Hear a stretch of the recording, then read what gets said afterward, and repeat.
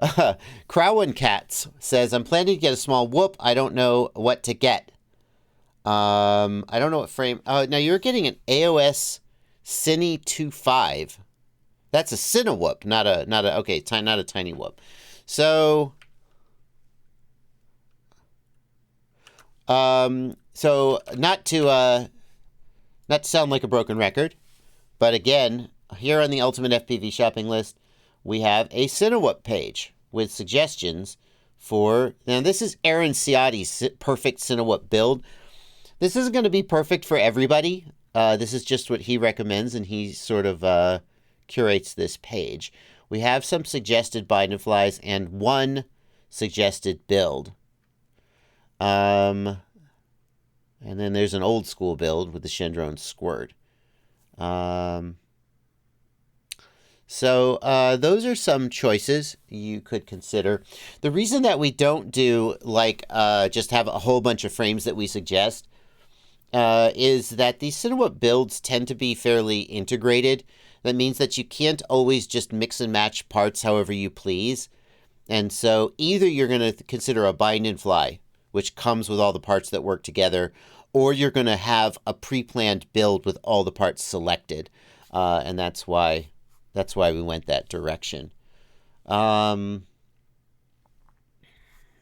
if you're going to be buying a frame all by itself, make sure that you also pick other parts that are going to work with it.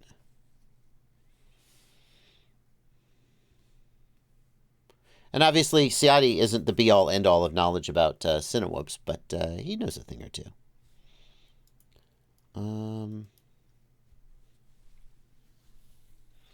Captain Kazi thinks the Cinelog 3.0 sucks. The Cinebot is his favorite.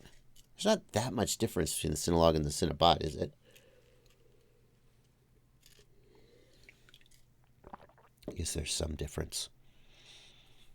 Jory says, it feels like people stopped building Cinewhoops and just started buying bind and flies. I agree. That is what it seems like. Average Nerd, as long as we're talking about Cinewhoops, Average Nerd asks, for real estate indoor photography, what's the difference in terms of stability between a 3.0 and a 2.5? Ignore camera weight as we're using 0.3. That's a tough one.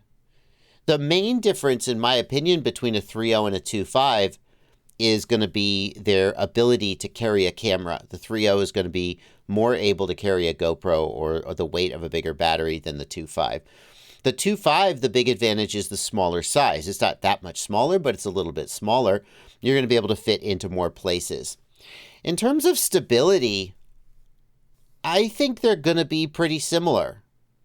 You're going to have differences in terms of noise and flight time and so forth, but they're both going to be able to produce the kind of footage that you want.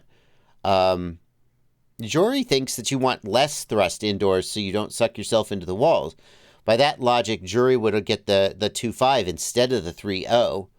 The 3.0, of course, is going to give you longer flight time, and hopefully you're not sucking yourself into walls just because you're a good pilot.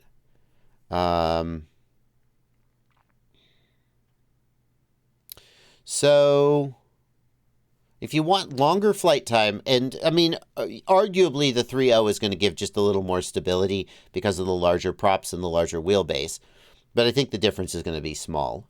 If you want longer flight time, get the 3.0. If you want a little bit smaller quadcopter that you can fit into more spaces, get the 2.5. That's a really good point. 661 FPV points out that the heavier the quad, the more air it has to blow down in order to stay in the air. So a smaller quad is going to have less of that blowing papers everywhere effect, although they're both blowing quite a lot of air. So